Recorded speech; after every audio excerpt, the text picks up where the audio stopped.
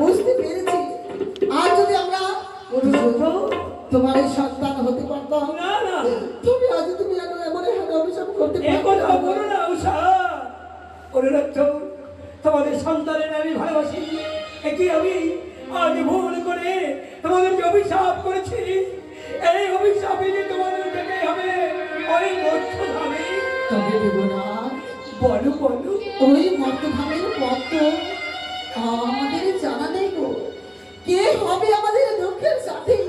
কে যাবে আমাদের মত? মা নিয়ে যাবো আমি তোমাদের মধ্যখানে। তুমি নিয়ে যাবে?